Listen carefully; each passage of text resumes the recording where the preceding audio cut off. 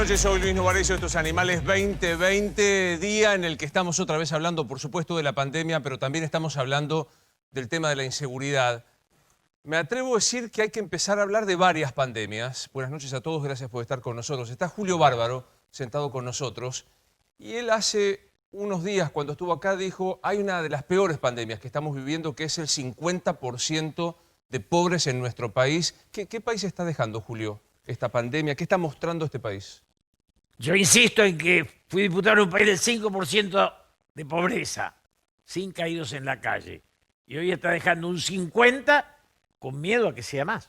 Bueno, y esto genera no solo el terror a estos números que estamos viendo, por supuesto, siempre en materia de la cuestión sanitaria, que seguimos con atención y que supone 117 muertos, si no el número más alto, casi, Nacho, que estamos llevando exactamente, en estos 124 días, ¿no? El más alto. El más alto de muertos. Estamos hablando del número más alto. Infectados también. De los infectados también, con un altísimo porcentaje en el AMBA. Enseguida va a estar Eduardo López, uno de los médicos que asesora al presidente de la Nación, en la situación económica que hasta ahora viene siendo como subalterna de la sanitaria y demás, pero estamos, Maxi, en un momento decisivo que se arregla o no se arregla con los acreedores. Sí, ahora vamos a contar el tema de la negociación de la deuda, porque hay 3 grupos de acreedores que se le plantaron fuerte al gobierno, pero también te voy a contar cómo el gobierno está pisando el freno en el gasto público cuando la economía está derrumbada y hay mucha tensión porque empieza a sacar asistencias que había dado en las provincias y a distintos sectores y hay muchos reclamos, porque no están llegando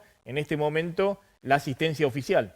En el medio de esto emerge un caso que es el del jubilado Jorge Ríos en Quilmes, que ayer te contamos, creo que estás al recontra tanto de qué se trata, pero es un hombre que es 3 veces asaltado en su casa en la misma noche, 3 veces asaltado en su casa en la misma noche, es torturado con un destornillador, con golpes, se escapan los delincuentes, él sale y persigue unos 60 metros, y ahí estás viendo una imagen detrás mío que yo la verdad que creo que es tremenda, ahí estás viendo al delincuente herido en su pierna, ya casi sin poder levantarse, fíjate que ya no puede levantarse, hasta que se va a producir el disparo de parte de este hombre, este tornero que vino de Entre Ríos, que trajo a su familia desde Basavilbaso, trajo a su familia y que dispara y mata a este delincuente y que está detenido por homicidio.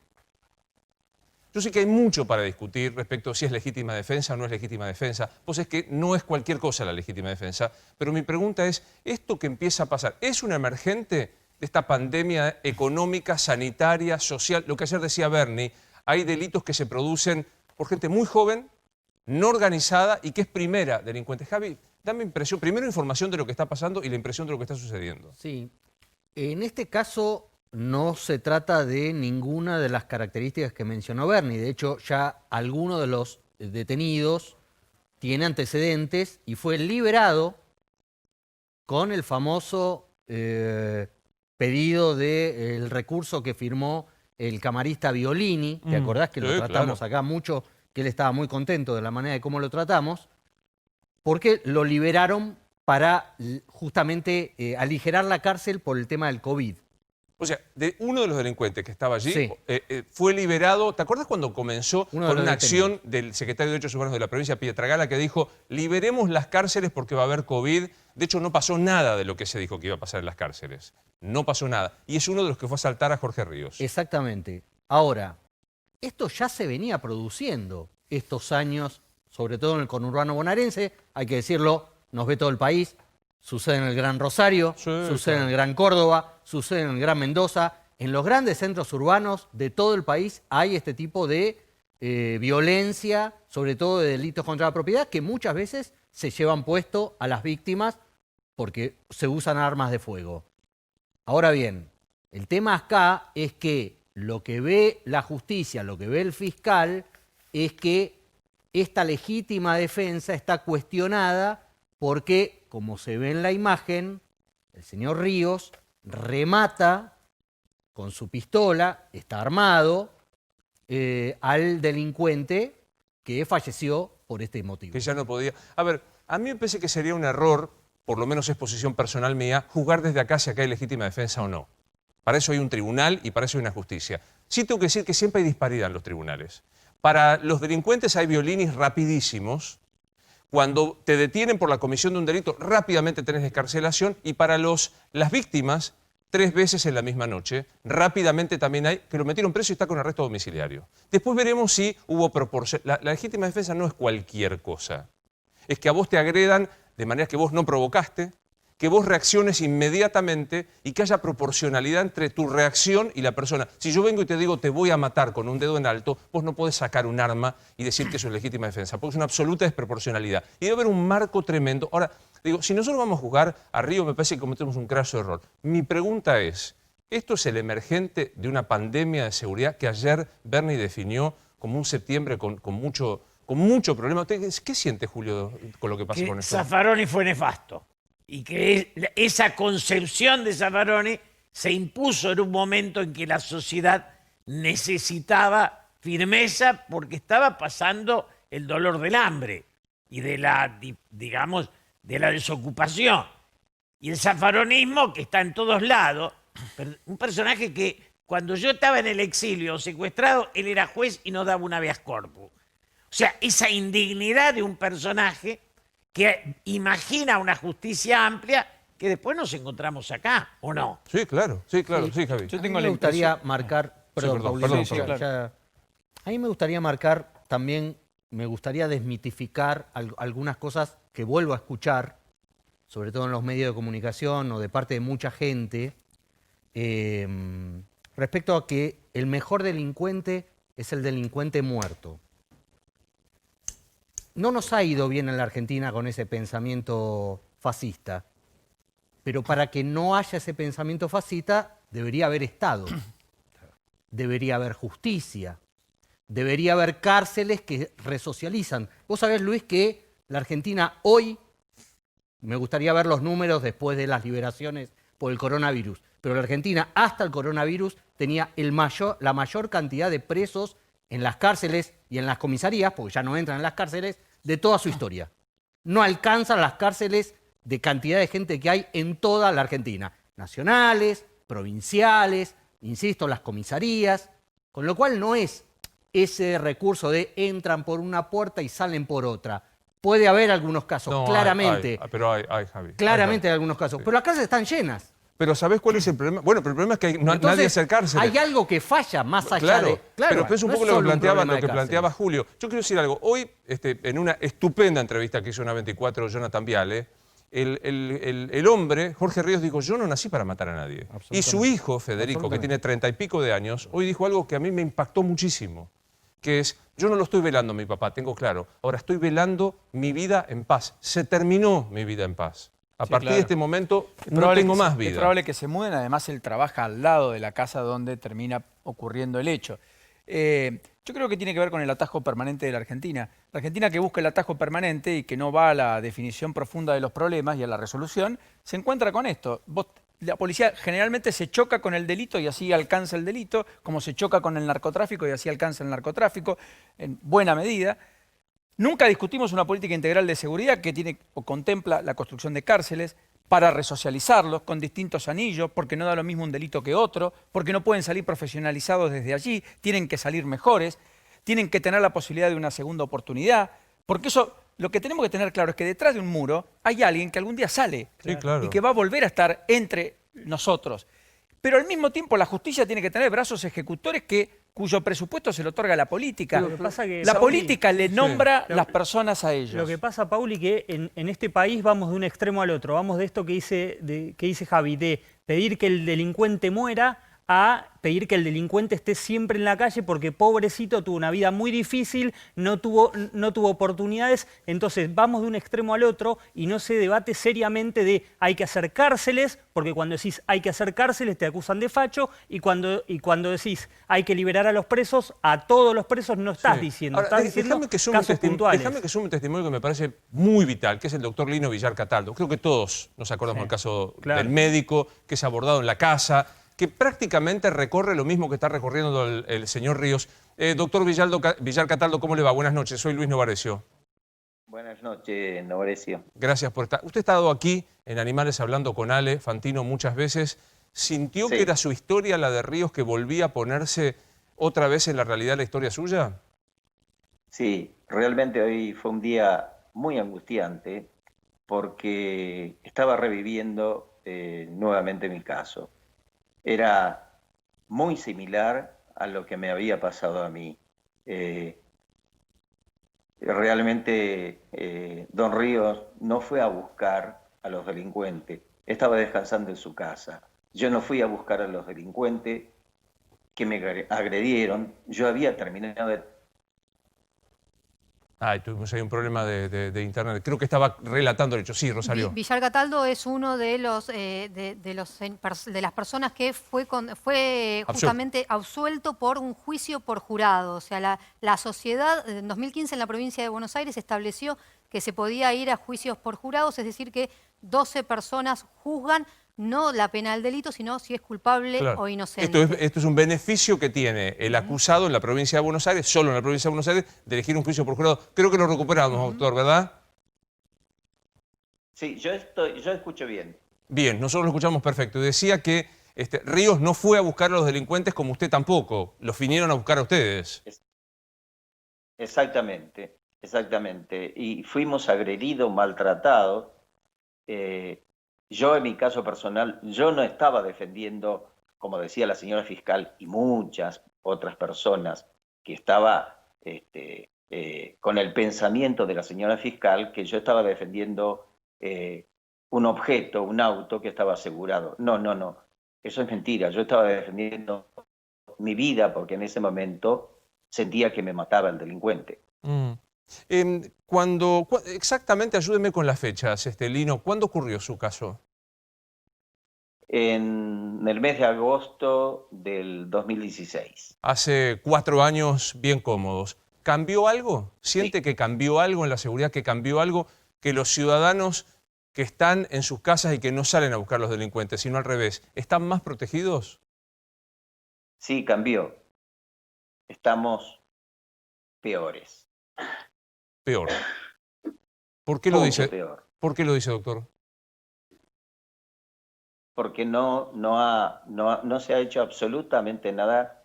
El Estado sigue ausente en la parte de seguridad. La inseguridad es cosa de todos los días. La gente vive con mucho temor. Yo en lo personal, desde que me ha ocurrido esto y toda mi familia, estamos con muchísimo miedo. Yo no salgo a la calle sin temor. Permanente es el miedo que uno siente cuando sale a la calle. Yo estoy esperando siempre un ataque, siempre que me pase algo. Es horrible vivir de esa manera. Usted sabe que hoy tiene razón Calvo en lo que estaba diciendo. Hoy vuelve a circular en la discusión de los medios y las redes que potencian todo la acusación a Ríos, a Jorge Ríos, que es un asesino, que en algún momento le tocó a usted, cuando le decían Lino Cataldo Villaldo es un asesino. ¿Qué sintió entonces y qué siente ahora por Ríos? Justamente esa palabra, en mi caso, salió del señor Calvo. Él me ha tratado de asesino. Bueno, y ahora en este momento tiene que saber que yo no soy un asesino, que a mí un jurado popular me absolvió y que yo actué en legítima defensa. yo quiero dar la palabra a Javier. Quiero dar la palabra a Javier Lino. Quiero decir algo. Primero que tengo el gusto de conocerlo a Javier profesionalmente primero y ahora personalmente. Sí. Sé que es una persona de bien. Quiero aclararlo para que enmarquemos en eso, que es un cambio de ideas. Pero sí, Javi, te escucho. No, quiero aclarar al señor Cataldo y a la gente que nos está viendo que yo lo que le transmití era la acusación que le estaba haciendo la fiscal. Indudablemente, el juicio por jurado dejó de lado la acusación de la fiscal y la absolvió. Creo que de alguna manera también cualquier juicio de jurado en la provincia de Buenos Aires, con las características que tuvo el suyo, o con el que puede tener Ríos, los van a absolver. Es muy probable, siempre. ¿Por qué? Porque la percepción de la gente, del ciudadano bonaerense, sobre el tema de la inseguridad, es mucho más cercana a las absoluciones de este tipo de hechos que a las que marca la fría ley o algunos fiscales que ya sabemos que para qué lado pueden llegar a agarrar. Doctor. Sí, no, yo estoy totalmente de acuerdo con eso y con la doctrina freudiana que somos atacados, somos los culpables. Las víctimas inmediatamente pasamos a ser victimario, que nosotros tenemos la culpa de que aquella persona no pudo desarrollar. Es mentira. Yo lo he contado un montón de veces. Yo cuando llegué de mi querido Paraguay, vine a vivir a una villa miseria. Y de ahí salí, de esa villa miseria, fui formándome con mucho sacrificio. Desde que llegué a la Argentina a los 14 años, yo trabajé permanentemente para poder estudiar, ir formándome, y siempre quise ser médico porque siempre amé la vida y siempre amé a mis prójimos como para darle una ayuda. No digo curación, sí ayuda a esa gente tan necesitada, y siempre atendí personas de condición muy humilde porque siempre me desarrollé mi actividad médica en la provincia de Buenos Aires. Sí, Rosario. Sí, los juicios por jurados lo eligen los que están siendo acusados. Usted justamente eligió ser juzgado por un juicio por jurado porque sabía que por la fiscalía y por la justicia no iba a correr quizás la suerte que con un jurado justamente de ciudadanos comunes. Mire, uno iba viendo todas esas cosas. La fiscal acusaba, pasó al juez de garantía. El juez de garantía, cuando yo empecé a leer lo que él ha escrito, el Villar Cataldo fue atacado, Villar Cataldo fue herido, Villar Cataldo se defendió, Villar Cataldo... Y en la última página, cuando yo iba leyendo eso, digo, bueno, está la legítima defensa. En la última página decía, ante la duda que lo juzgue el superior, que vaya a juicio oral. Acá nadie hace lo que tiene que hacer. Se lava las manos y va para arriba, y que se arregle. Yo no resuelvo, que resuelven los de arriba. Doctor, Eso fue mi caso. Sí. Y eso me llevó a decir, no, voy por muy mal camino en manos de estos señores. Claro. Doctor, nosotros queremos agradecerle muy especialmente que me imagino que va a ser un momento difícil a 4 años de volver a pasar, a vivir lo que ha sucedido. Quiero agradecerle especialmente que haya estado con nosotros, doctor. No, por favor. No, hasta luego. Que siga bien, hasta luego. Muchas gracias. Yo insisto que la tele no tiene la función de hacer juicios. Si hacemos eso, cometemos un error garrafal. Sí me parece que la tele tiene la obligación de mostrar que hay una enorme desproporción del tratamiento que el Estado le da a las víctimas y a los victimarios. Respecto de las víctimas, y yo creo absolutamente que Jorge Ríos fue víctima de un triple robo durante una noche. Definitivamente. Mi pregunta es, si como reaccionó corresponde por la ley, y eso lo van a tener que juzgar los jueces. Ahora, en el mientras tanto, 3 veces lo afanaron a Ríos. Lo torturaron con un destornillador, lo robaron. O sea, esto no forma parte de una consideración, o vamos a decir, bueno, es un hecho que hay que entender que en una sociedad pobre como la que vivimos lo tiene que padecer. Y por el otro lado, la desproporción que hay es que aquellas personas que son encontradas con antecedentes y demás, tienen siempre la garantía de que el Estado se va a ocupar de no cumplir la pena. Porque comparto con lo que dice Julio Bárbaro, se ha establecido un mal llamado garantismo, una idea de que es un estorbo la ley y que los culpables de que estas personas lo fueran a robar a Jorge Ríos somos nosotros que no le damos las oportunidades. Me parece que de esto se trata la discusión que debería darse. En el medio de una pandemia dificilísima, Nacho, que hoy vuelve a alertar por la cantidad de números, ¿verdad? Sí, exactamente, Luis. Mucha preocupación tanto en el gobierno nacional como en la provincia de Buenos Aires por los números que trascendieron hace un ratito nomás. En Olivos se encendió la luz de alarma, de alerta.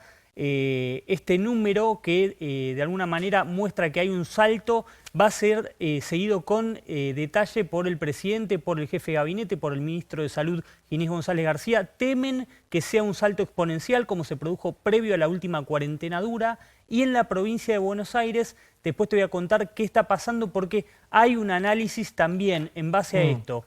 En Cava. La ciudad dicen que no hay que mirar el día, que hay que ver cómo se va desarrollando. En ¿no? Cava vos sabés que tienen un plan progresivo de aperturas y esto no termina de hacer mella. ¿Qué es el efecto martes, Luis? Bueno, plantean que mucha gente no se fue a testear el fin de semana, la gente no suele salir de sus casas para ir a un centro de salud o para llamar por teléfono si se siente mal, termina yendo el lunes y muchos casos se dan hoy. Y otro tema que sucedió el fin de semana, hubo errores en la falla en la carga del sistema CISA, que es el que recopila todos los datos de salud del país. Entienden que esa falla repercutió... ¿Cómo errores en la carga? Errores, estuvo caído un buen rato.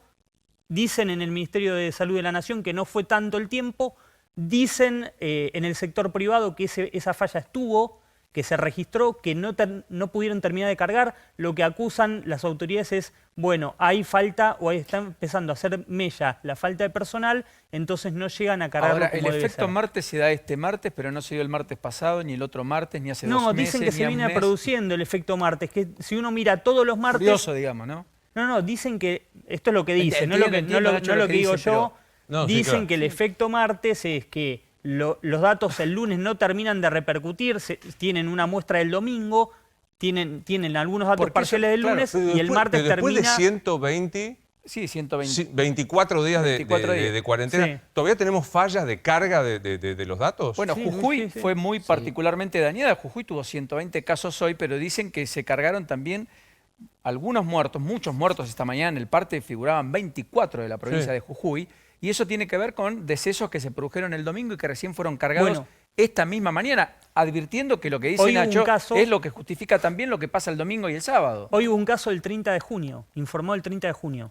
Y bueno, por eso también... Digo, un caso de 14 fallecido, julio, ¿eh? 14. Un fallecido. Atención, Ah. que lo que estamos viendo con el aumento de los fallecidos, que en los últimos días uno toma el promedio para no tomar un día, se venía hace una semana en un promedio entre 40 y 45, ahora estamos en un promedio arriba del 70, más allá de estos 2 días arriba Claro. del 100.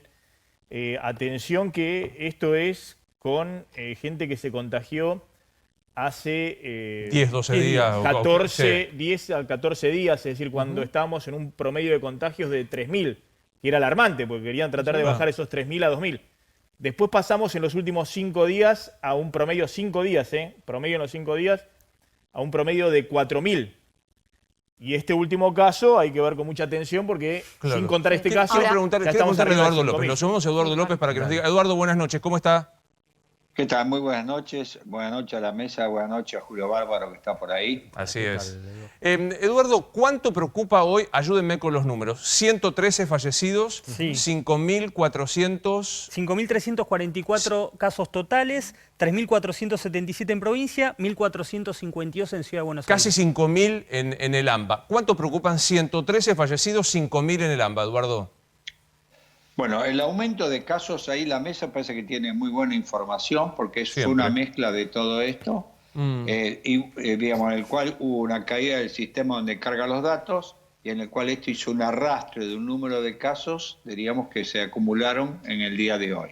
No obstante ello, hay un aumento de casos diríamos, de ayer a hoy, pero es de mucha menor magnitud. Entonces, eso es el primer punto y hay que ir mirando la curva. De todas maneras, creo que lo dijimos en un programa anterior, yo creo que julio es un mes muy importante para la pandemia y creo que estamos transitando hacia el pico, si no lo estamos pasando. Entonces, esto es un dato que tenemos que tener en cuenta, que el número de casos va a aumentar, porque también se está aumentando mucho el número de testeos. O sea, fíjese que hoy fueron casi 11.500 y pico testeos, que es un 50% más que hace un mes. Bueno, es el primer médico de los infectólogos, perdón Eduardo, el primer médico de los infectólogos Sí. que se atreve a decir, o vamos al pico o estamos en el pico. Todo el mundo dice, no se puede, tenemos que esperar a que pase el número. Usted dice, Bueno, es estamos obvio, en el momento es más obvio. crítico. Yo digo que estamos, bueno, esto es fácil. Si usted mira los primeros 15 días de julio, la cantidad de casos en el AMBA, y mira los 15 días de junio, se lo voy a hacer fácil. El 50% de los casos de provincia de Buenos Aires se dieron en los primeros 15 días de julio y el 42% de los casos de Cava se dieron en los primeros 15 días de julio. Si no, esto no es un aumento significativo de casos durante julio, no sé cómo poder interpretarlo. A ver, Entonces ayúdeme. yo digo, Sí, estamos transitando hacia el pico. Si el pico es fin de junio, primera semana de agosto, desde el punto de vista del pico es irrelevante. La clave es si nosotros podemos mantener esta fluctuación entre 3.500 y 4.500. Claro. Y hago abstracción del día de hoy, porque viene muy mezclado y ahí la mesa lo planteó muy bien, ¿no? Bueno, ayúdeme con esta última semana que siempre tenemos. Ya sabemos que el verde es la ciudad, el celeste es la provincia. Voy a sumar, así, grosso modo, el 15 de julio teníamos 3.900, después 3.300, 3.400, 4.000 ya empezamos a irnos. Acá tenemos el 18 de julio con un número muy bajo, que es el clásico, Sábado, sí, el clásico bajón. El clásico sábado y domingo. Claro. Pero vuelvo al lunes, 3.500 y hoy tenemos los 4.000, casi 5.000 en la ciudad. ¿Usted Sí, dice que hay una sí. película razonablemente estable o una película que empieza a saltar con los números? No, yo creo que es una película que va a ir subiendo de a poco, si uno analiza, porque fíjese usted que hoy tuvimos varias provincias con bastantes casos. Jujuy es el paradigma, 129 casos, creo que en Jujuy es un dato grande. Córdoba tuvo 57 hoy, diríamos que es otro dato que es importante, ¿no? Y Santa Fe también tuvo un pequeño aumento, si bien Santa Fe, el Gran Rosario y Rosario tienen muy pocos casos, honestamente creo que tienen 27, que es un número realmente muy bajo para una urbe grande de 1 millón de habitantes, ¿no? Entonces, lo que estamos viendo es que hay pequeños brotes en algunas provincias que también impactan.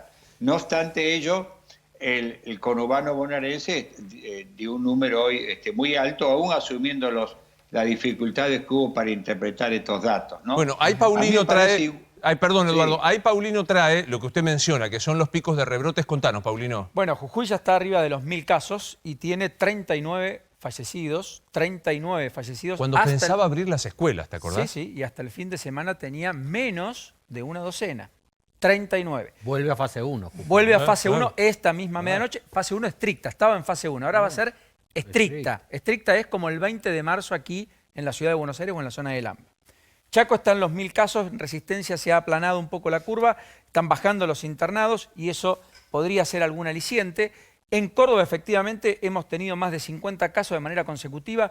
Hay algunos picos pequeños en algunas localidades del interior. En Córdoba sigue todavía, y de todas maneras, y es un dato no menor, cordones sanitarios en barrios de la capital. Hay cordones sanitarios. Y no se está pudiendo rastrear, con el rastreo epidemiológico, el origen de muchos casos. Por lo tanto, hay una situación cada vez más compleja. Entre Ríos tiene en Paraná un pequeño rebrote que hoy no tuvo casos, pero sí el interior. Santa Fe tuvo la mayor cantidad de casos Rosario. Que venía feliz porque había abierto Exactamente. reuniones familiares y demás. Atenti, porque en el interior también hubo algunos pequeños hechos. Bueno, en Buenos Aires, en el interior, antes de entrar en Buenos Aires, Neuquén efectivamente es una preocupación, tiene casi 1000 casos también. Río Negro tuvo 2 muertos hoy, General Roca. General Roca pasó a distanciamiento, dejó el aislamiento, pero tuvo una crisis. Bariloche tuvo casos otra vez hoy. Mañana, por la enorme cantidad de nieve, no se reabren los centros de esquí para residentes, eso va a quedar para el jueves. Y efectivamente Río Gallegos tuvo un pico. Santa Cruz. Tiene Claro. más de 160 casos activos, incluido el ministro de Economía. Y efectivamente en Río Gallegos hay mucha preocupación porque hubo 60 casos el fin de semana. Reiterame O sea, esto que un decías, tercio. claro, reiterame esto que decías, Nacho, que hay como una disparidad de mirar estos números en la ciudad y en la provincia. Unos dicen, la provincia dice, ojo, la ciudad dice, mantengamos una mirada más completa de la serie, ¿no? Sí, la ciudad plantea la película, sigue o ratifica el plan progresivo de aperturas. La provincia de Buenos Aires, a partir de estos datos, quiere ver qué pasa en el transcurso de esta semana. De hecho, lo que transmitía el gobernador Kicillof, me planteaban, era justamente que, si bien era esperable, se está en el peor momento de la pandemia. Claro. La provincia sí reconoce que está en el peor momento de la pandemia. Por eso es lo que plantea es que todavía la cuarentena, lejos de empezar a hablar de una cuarentena de apertura, estamos para respetar la cuarentena porque si no se va a tener que volver atrás. Los casos van a seguir subiendo. Lo positivo, si se quiere, dentro de todo lo malo, es que la tasa de letalidad no acompañó el crecimiento de los casos. Claro. La tasa de letalidad está amesetada. Ahí es interesante, Eduardo, porque un poco responde a lo que usted decía. Estamos en el peor momento de la pandemia, lo que usted planteaba. Mi pregunta es, ¿los casos van a seguir subiendo seguro y el índice de muerte lleva, con el respeto por las personas fallecidas, pero lleva cierta tranquilidad? A ver, en primer lugar, diríamos, quiero explicarle un poco lo de Paulino, porque Paulino planteó muy bien, con buen criterio, pero, por ejemplo, casi todas las provincias, yo le voy a decir Santa Cruz, Jujuy, diríamos, Sí. y parte de Rosario, digamos, fueron casos importados, o sea, individuos que vinieron de la capital federal, o de la ciudad de Buenos Aires, o del AMBA. En el caso, por ejemplo, de Río Gallegos, fue una empresa de reparación de antenas, que vinieron 4 personas que estaban contagiadas, hicieron los síntomas ahí, y esto se diseminó, ¿no? Lo mismo pasó en Jujuy, con transportistas. Entonces, Pero Eduardo, perdón, espere, déjeme que termine. Sí. No, pero le quiero interrumpir ese caso para preguntarle sobre ese caso de Santa Cruz. Vamos, adelante. ¿Eso no desnuda un poco que hay un poco de verso en esto del protocolo, de los protocolos? En el sentido no de lo que ustedes, promueven, sino de lo que después se dice que se hace respecto a que, bueno, no, se hace el protocolo, se manda 4 empleados o 4 operarios para arreglar una antena, qué sé yo, y se siguen los protocolos, y después nos damos cuenta que el protocolo no se siguió, porque si no, no hubieran contagiado a gran parte de Santa Cruz. Bueno, este es el síndrome Paulino, ¿no? El atajo. Perfecto. Lo que dijo Paulino, el atajo, ¿no? Y bueno, vamos, tenemos algunos síntomas, pero no pasa nada porque lo arreglamos. Y esto no se da cuenta uno que la transmisibilidad es muy alta, máxime en el invierno de Río Gallego, donde el ambiente cerrado debe ser la cotidianidad del trabajo, ¿no? O sea, esto es un tema, coincido con usted, que no se cumplen los protocolos, o mejor dicho, que hay algunos individuos que no lo cumplen. Ese es el otro tema.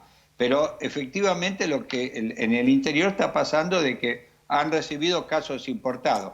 El ejemplo de Jujuy es muy interesante. ¿Dónde está el núcleo de casos? El núcleo de casos está en el Libertador General San Martín, que es donde está el ingenio Ledesma, diríamos, donde hay muchos mecanismos de transporte donde no se han cumplido. Es la zona que se llama el Ramal en Jujuy, que va de San Pedro, Perico de San Pedro hacia arriba, y es la zona que tiene mayor cantidad de casos. Después, entonces, es interesante, una ciudad mucho más pequeña como el Libertador, prácticamente hizo explotar Jujuy, comparado inclusive con la capital, que tiene menos número de casos, ¿no? Ahora, Eduardo... Así que eso es un tema que hay que tenerlo en cuenta. De hecho, fíjese usted, Morales tuvo la honestidad intelectual de decir otro día, tuve que pedir terapistas porque yo no tengo terapistas, ¿no? Y la gente de Córdoba y de Buenos Aires le mandaron terapistas. Esto significa claramente cómo te desborda una provincia que estaba bien cuando te ingresan casos importados que no se detectan y, como dice Calvo, no se cumple con el protocolo. Yo quiero decir un dato que me está llegando en este momento, perdón, Luis, pero en el hospital de Río Gallegos, a esta hora están convocando a médicos privados para prestar servicios. Claro,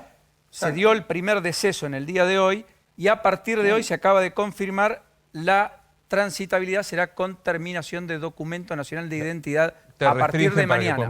Restringen mucho Río Gallegos porque el brote ha impactado en personal médico y eso ha derivado en que falte personal médico y están convocando a privados. Es una particularidad circunscripta a Río Gallegos, pero de todas maneras demostrativa de que nadie está a salvo y que cuando llega todo puede ser mucho más complejo. Ahora, Eduardo, la pregunta que no es cuestionar lo que se ha hecho de ninguna manera, ya estamos acá, aparte no tiene ningún sentido. Pero la lógica esta de si estamos en el peor momento, hace frío, las enfermedades respiratorias son complicadas, nos encerramos más por el frío mismo, abrimos la cuarentena, ¿no es un contrasentido? Si usted analiza cuánto se abrió la cuarentena, es en forma muy pausada y sobre diríamos, situaciones donde el riesgo no aumenta en forma importante, salvo que la gente no quiera cumplir con la responsabilidad social. Y ojo, y yo con esto no quiero echar la culpa a la gente, sino nosotros tenemos que acompañar a la gente. La gente estaba incumpliendo la cuarentena porque está cansada, porque estaba harta, porque necesitaba trabajar. Ahora, lo que se abrió, Luis, son escautos y en forma escalonada. Ahora, si queremos que con esto, diríamos, va a empezar el fútbol, diríamos, entonces estamos mal. Digo para dar un ejemplo, ¿no? Claro. Yo creo que es muy claro de que tenemos que tener en esta etapa mucha responsabilidad social. Si no, tenemos lo que pasó en Miami, ¿no? Fueron todas a la playa, todos a los restaurantes y demás, y Miami hoy tiene una cantidad de casos que es impresionante, ¿no? Entonces a mí me parece que tenemos que hacer, diríamos, honestamente no es una apertura de la cuarentena muy amplia, si uno lo analiza. Hay un plan de ir abriendo, pero ese plan se va a ir viendo en función de cómo evolucionan los casos, ¿no? Julio, yo estoy seguro que mañana es probable que el número de casos sea menor que el de hoy. ¿Que sea menor? que el de hoy, el número de casos de mañana. Pues me equivoco. Julio, no le voy a pedir que hable de infectología, salvo que quiera. Pero ¿cómo está viviendo este momento donde de verdad se está viendo que están aumentando los casos y demás y se flexibilizó la cuarentena y hay como una, no sé, una mirada de qué? El primer día que hablamos acá, planteamos que la cuarentena es una bala de plata. O sea, es algo que no se puede eternizar, primero. Y el otro tema brutal es que nosotros tenemos la mitad de la sociedad que no puede cumplir esa cuarentena. O sea que estamos cruzando la pandemia del hambre y la angustia existencial de mucha gente que no se puede ganar el día con la coyuntura de la enfermedad. Las dos cosas juntas dan también deficiencia psicológica. Hay gente que está muy mal de la cabeza. Sí, claro. Hay gente que está asustada. Hay gente que se ha caído, la cantidad de negocios cerrados. O sea, el balance entre la salud física y la salud mental y la necesidad económica es una ecuación que no puede hacer solo el gobierno. Tenemos que hacer todo juntos. La Argentina es una sociedad para ser reformulada. La dificultad de esta coyuntura nos tendría que obligar a eso, como la Segunda Guerra Mundial obligó a Europa a hacer el mercado común. Bueno, tienes razón, digo, ayer vi en Israel, que están de vuelta con complicaciones, que se reunió el Congreso para ver qué hacía con los lugares públicos, digo, se votó, bueno, en Inglaterra se hizo durante toda la pandemia, en Francia más o menos. Acá la sensación es que, ¿a dónde está el poder legislativo que supone que el poder de debate? Pero es más allá del poder legislativo. ¿Dónde está la conciencia de una sociedad que viene explotando la fractura, se viene hundiendo y no es capaz de detenerse y decir, tenemos que replantearnos para dar si gobernar es dar trabajo? Hace 45 años que la Argentina no tiene gobierno. ¿Por qué? No hay integración social, hay desintegración. Entonces me parece que el hecho de ningún gobierno es la posibilidad de resolverlo él solo. O se resuelve entre todos con grandeza o nos seguimos hundiendo. ¿Está solo el gobierno porque le gusta estar solo o está solo por la mezquindad de la oposición o todo junto? El gobierno, todos los gobiernos argentinos, también, tienen un sueño de dar el gran salto en soledad, de salvar a la patria solo. Después chocan contra la realidad. Uno quisiera apoyar el gobierno cree que no necesita el apoyo de nadie. Ahora, ¿desde dónde gobierna Alberto? No se puede ganar la próxima elección. Porque se gobierna desde el centro, nunca desde un ala. Y ese ala es muy agresiva. Claro. Déjenme preguntarle, Eduardo, ¿qué pasa con otro índice que no es menor y que hemos aprendido que la cuarentena ayudaba para rearmarnos en tema de terapia intensiva y ver qué pasa con la ocupación de las camas en las terapias intensivas? A hoy, usted me dirá, Eduardo, vamos a ver los números enseguida, por favor, ¿cuánto está subiendo? Hay 890 casos, así, medio como de a decimales va subiendo, 55.5 a nivel nacional y 65.4 a nivel del AMBA.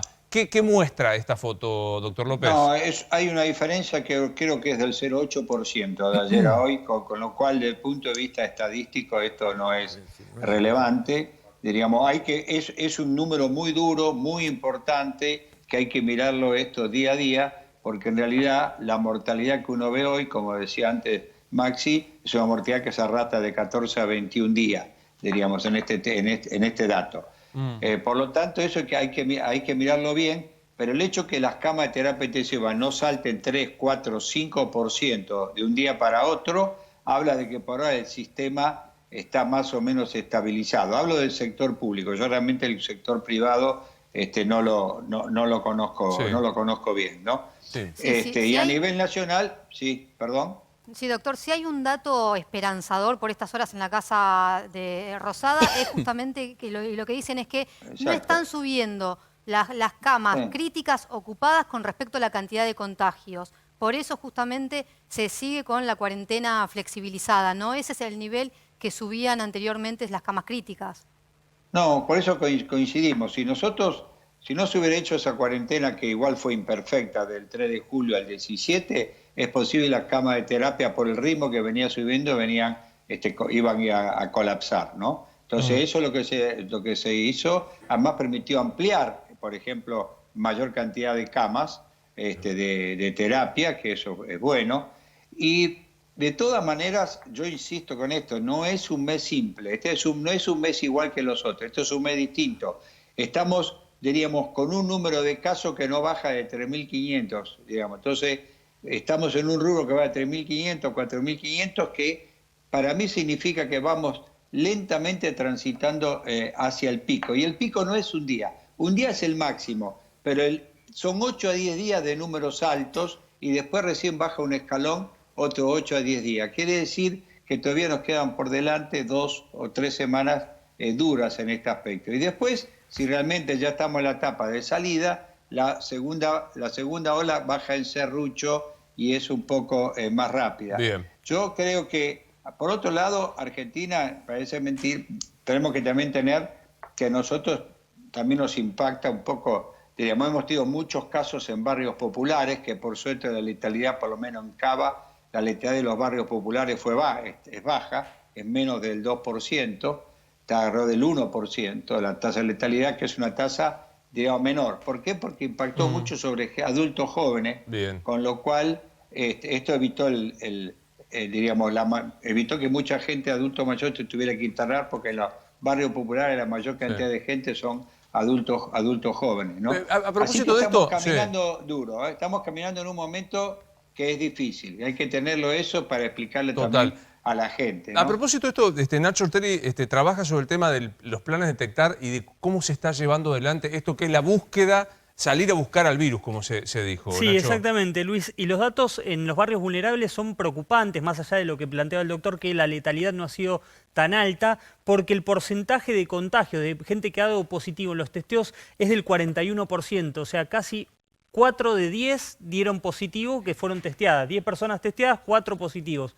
Los operativos se hicieron en los principales barrios vulnerables de la ciudad, la 31, la 1114, la 2124, la 15, la 20, la Ramón Carrillo y la Rodrigo Bueno. Los hisopados fueron 25.708, los positivos fueron 10.335, el 40%. También hubo controles móviles en zonas también de distintos puntos de la ciudad y también dio la tasa aún un poco más alta, 46%. Luis, ¿qué te lleva o qué te marcan estos datos? Que cuando salís a testear encontrás positivos, que el virus está circulando y que no está solo en un barrio o en una localidad de la ciudad de Buenos Aires, sino está por todas partes. Un dato, Luis, que tiene que ver con cómo está afectando la pandemia en la República Argentina. Hoy solo 6 países tuvieron más casos de contagio de coronavirus que Argentina. Estados Unidos, Brasil, India, Colombia, Rusia y Sudáfrica. O sea, esos son los que tuvieron más que nosotros. Todo el resto... Hoy séptimos estamos en el ranking. Término de contagio. Le quería preguntar al doctor López, que recién, doctor, usted decía que, bueno, julio es un mes difícil, pero estamos a 10 días de que termine julio y arranca agosto. ¿Agosto no va a ser un mes difícil? Yo vamos a recordar las palabras que dije hace 5 minutos. Acuérdense que primero dije primera semana de agosto y segunda semana de agosto van a formar parte de ese periodo difícil. Ahora, creo que vale la pena comentar un par de cosas que dijo Nacho, que creo que son importantes. En primer lugar, el impacto de una pandemia para que el virus case en un zoológico es el hacinamiento. Los barrios populares tienen hacinamiento y además donde comparten durante todo el día muchos espacios comunes, como es el baño o comedores, por ejemplo. Entonces, eso te aumenta notoriamente la posibilidad de transmisión del virus. Estos datos que uno tiene, el 45, 40% de contagio, diríamos, fue muy parecido a lo que nos pasó en los cruceros, que es otro lugar donde también el virus casa en el zoológico, porque es ambiente semicerrado, comparte muchos lugares comunes. Por eso es que el impacto en los barrios populares, diríamos, uno tiene que trabajar muy fuerte para detectar y aislar, para bajar el máximo Contagio en el vecindario, ¿no? Fíjense ustedes que prácticamente, diríamos, uno estaba a veces, estos pacientes hubo que internarlos en hoteles o en otros lugares para tratar de evitar que transmitan la enfermedad, cosa que muchas veces la gente no quería por medio que le introducen la casa y demás. Que es todo un desafío, porque además en algunos ambientes tener coronavirus SARS-2 es mala palabra, no sé, está claro, como uno tuviera que estar segregado, ¿no? Así sí. que es toda una lucha que hay que entenderla en todo esto para ver la dificultad que tiene un gobierno o otro gobierno de ver qué pasa. Hace 2 meses Sudáfrica casi no tenía casos. Sí, y ahora Hace lo tiene. 2 meses, Sí, 2 Maxi. meses y medio. Sí. Y ahora miren lo que pasa, ¿no? No, le quería preguntar al doctor López respecto a las camas de terapia intensiva. No sé cómo hacen las proyecciones y los números, pero en la ciudad de Buenos Aires, hoy informó el ministro, está el 70% ocupado en el sistema público y en el sistema privado dijo el 74, 75%. Yo tengo información de que efectivamente está estresado el sistema y que en el sistema privado también están muy Pero dijo preocupados. Velocopit. Velocopit dijo, a los que dicen que las cosas van bien, les digo que las cosas van mal. Muy preocupados porque además hay patologías severas que se está tratando de no meter, porque obviamente después de operaciones eso tiene que ir a terapia intensiva. Pero bueno, ¿cuál es la proyección? Porque si vos sostenés arriba de 1000 casos en la ciudad, sostenido varios días, el 3% va a terapia. Pongamos que vaya el 2%, que es la tasa de letalidad hoy en la Argentina. Tenés 20 casos que van a sumar a terapia muy probablemente dentro de 10 días. Hoy tuviste 40. Si eso lo tenés vos sostenido en la ciudad de Buenos Aires y en el sistema público hoy tenés 110 camas libres. Van a sumar 50 más, pero no importa, aunque tengas 150 camas libres, hace el cálculo, sumando 20, 30 por día. Sí, son 6 días. Está muy justita la proyección de cuánto tiempo se sostiene el pico y cuánto aguanta el sistema de salud. Estamos hablando del sistema de salud más robusto de la Argentina, que es el de la Ciudad de Buenos Aires. Concedámosle que mientras tanto algunas camas se desocupan porque los pacientes se recuperan o salen o claro, pasa pero lo peor. en este lapso... Pero el promedio de 20 días de permanencia en terapia. Claro, hay un lapso de 15, 20 días donde tenés un sistema muy, muy estresado. La pregunta concreta, doctor López, es, ¿hay un riesgo que en una semana, 8 días, las camas de terapia intensiva en la capital federal estén todas colmadas? Yo creo que no, en los próximos 7 días no. Después va a haber que ver un poco bien, o sea, vamos a poner de acuerdo. El sistema está trabajando a pleno, diríamos, y tener 70% de camas ocupadas es un número alto, no hay ninguna duda, y ha aumentado en las últimas 2 o 3 semanas. Ahora, por otro lado, también tenemos que la gente que se recupera y que se va de alta. De todas maneras, creo que es un número que hay que mirarlo con mucho cuidado. Hoy lo dijo Rodríguez Larreta, estoy preocupado porque el número de camas está en el 60 y pico %. Entonces eso hay que mirarlo, creo que hay que mirarlo y hay que analizar. Todavía nosotros, los hospitales del Círculo Rojo no están saturados, ¿está bien?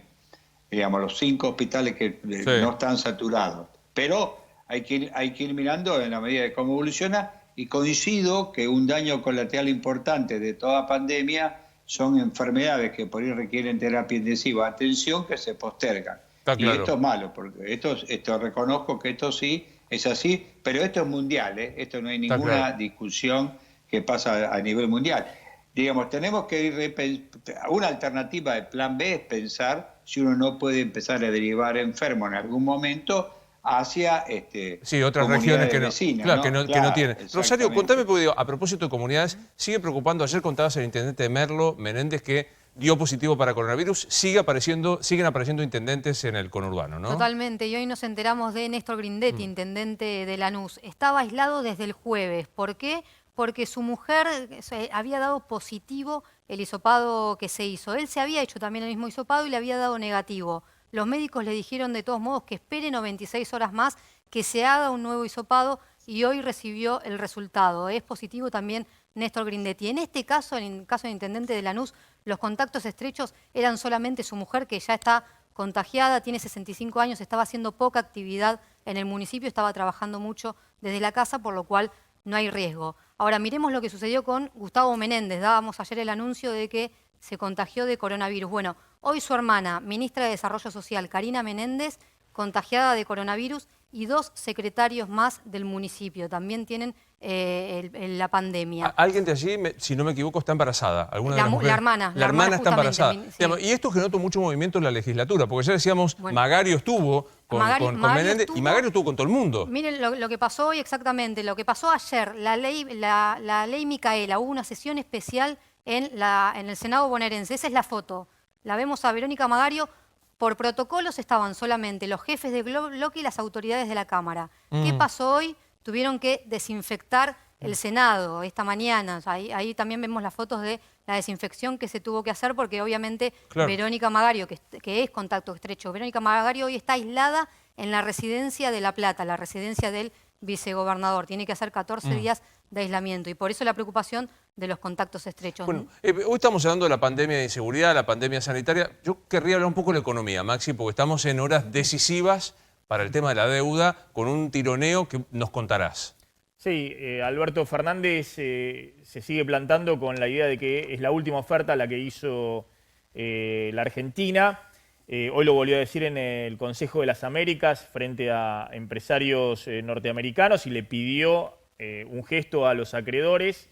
Es imposible que podamos movernos de nuestra última oferta, dijo Alberto Fernández. Se le han plantado, liderados por ese señor, por Larry Fink, el titular de BlackRock, que es el fondo norteamericano más importante del mundo, los tres grupos de acreedores principales que tienen más del 30% de los bonos de la deuda y con lo cual pueden bloquear cualquier intento de canje de la Argentina. Uno ve que no hay grandes diferencias respecto a lo que contraofertaron ahora los acreedores. La diferencia, según el cálculo que hizo Emanuel Álvarez Agis, el ex viceministro de Economía de Cristina y de Kicillof, es de 1.900 millones de dólares más que la Argentina tendría que pagar entre 2021 y 2047. No es una diferencia. No, 1.900 millones de dólares sí es muy poco. Sí, no es algo demasiado importante. Lo que sucede es que ya se dio en la negociación Alberto Fernández, desde que hizo la primera oferta y de que hizo la última, que fue la cuarta, y que dice que es la última, que no se vuelve a hacer otra, se dio 13.300 millones de dólares. Es decir, no es que Alberto Fernández no viene cediendo en la negociación. Sí, pero digo, estamos de vuelta al borde del default. Volvimos nosotros a incumplir. Digo, por eso digo, poquísimo es un montón de plata, 1.900 millones. Pero uno tiene exactamente, que en términos de distancias, son distancias muy menores. Pero bueno, también hay un tema legal que está en el medio. Lo que pasa, no Maxi, tiene otra Argentina que salir del default. El tema es cómo va a salir del default. Si va a salir en un camino pedregoso, peleado, en el cual busca efectivamente negociar con algunos y dejar a otros afuera, yo creo que el margen de maniobra es cada vez menor del gobierno. Es cierto que todavía falta que juegue Trump fuerte y Alberto Fernández está buscando la ayuda de Washington, pero me parece que básicamente el gobierno tiene que pasar de pantalla rápido y tiene que cerrar este capítulo rápido. Y eso requiere una negociación de último momento y yo diría más secreta. Lo que le ha pasado también a Alberto Fernández es que todo se ha negociado en público. Sabemos todos que hizo 4 ofertas, que se dio más de 13.000 millones de dólares, que ahora le piden 1.900 millones de dólares más. Todo parece ser como que va cediendo permanentemente. No, Maxi, y eso tiene un costo político también. Y también lo que pasa es que ya con la primera oferta, Alberto Fernández y Martín Guzmán decían que era la oferta posible, que no había mucho más. Después en la segunda oferta, bueno, no, es esto lo que podemos... Y viste, siempre van corriendo un poquito... Pero yo no cuestiono... siempre es la última antes de la última. Entonces, claro, los bonistas dicen, no, algo más vamos a sacarle. Bien, pero siempre... no cuestiono la estrategia de negociación porque en última instancia mucho más fácil hubiese sido darles un cheque en blanco, decirle... Y entregar todo. Firmen ustedes a donde lo que quieren y lo cerramos en 2 días. Sí. Me parece bien, Argentina ha buscado también el apoyo del FMI, ha buscado el apoyo de Washington en esta negociación. Está en un momento decisivo. Me parece que esto se tiene que definir en las próximas semanas y Alberto Fernández, obviamente el programa económico de Alberto Fernández no va a ser cerrar la renegociación de la deuda. Esto es simplemente un paso para después ver cuál es la salida de la crisis para Argentina. ¿Qué le pasó, Julio, cuando escuchó al presidente decir no me gusta esto de los planes económicos? El textual fue, no creo en los planes económicos. Sí. Dijo su verdad, pero el tema de la deuda está unido a todo un despliegue de política internacional que hizo el gobierno. Si estamos negociando la deuda, decir extraño a Chávez o decir Maduro no es una dictadura o tantas otras cosas o llamar a Puebla en Buenos Aires, todo esto, primero que es estéril, no tiene sentido, es una política internacional inexistente y segundo, no sirve para esta negociación central que tenemos, que no es con los chinos.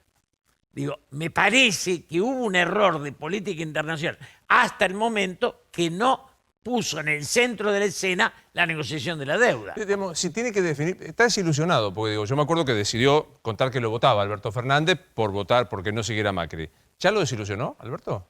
Digamos, la velocidad de los argentinos en desilusionarnos cambia según los grupos, pero no es que me desilusionó, yo pido que dé un salto de calidad y amplíe. Si él va a hablar con Víctor Hugo Morales, usted y yo nos desilusionamos, ¿o no? ¿O estoy solo en eso? No.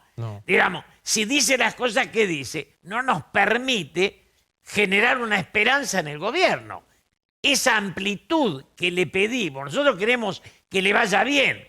Ahora, a veces parece que el que está en contra es él. Ahora, digo, el presidente buscó nuevos voceros, porque digo, ayer Rosario planteaba que el presidente se repliega de la cuestión sanitaria. ¿Va a tener nuevos voceros, Alberto? Sí, ¿te acordás, Luis, aquella frase de Aníbal Fernández que le decían pidan la pelota, les decía a los ministros del gabinete, porque decía, no puede ser que el presidente siempre esté saliendo a defender la gestión? Bueno, en los últimos días empezaron a salir algunos nuevos voceros. Cecilia Todesca es una funcionaria de extrema confianza de Santiago Cafiero, también del presidente. Salió en las últimas horas a hablar. También lo hizo Vilma Ibarra, amiga de toda la vida del presidente. Tengo un stop, digo, Cecilia Todesca, Maxi, es probablemente la que tenga el plan económico. Los que dicen es, más que Guzmán, es la que maneja el plan económico. Es una de las personas de más confianza Se ríe, de Alberto Maxi. Fernández en términos económicos. ¿Por qué te reís? ¿Que metí la pata con la porque pregunta? el tema del plan económico, Alberto Fernández viene con la idea, ¿por qué dijo lo de que no hay un plan económico? No va a haber un plan económico.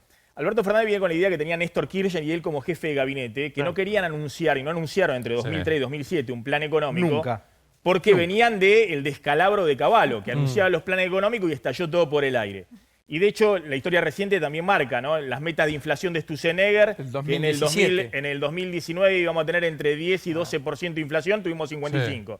O el plan económico último de junio del año pasado con el FMI, que voló por el aire y ahora tenemos 44.000 millones de dólares que pagarle al FMI. Es decir, la idea de anunciar los planes económicos tienen un riesgo. Ahora, es cierto que esta economía no es la del 2003, que estaba súper encaminada, dólar alto, superávit es otra fiscal, historia, es otra historia. Claro, y no era necesario anunciar y cambiar las expectativas.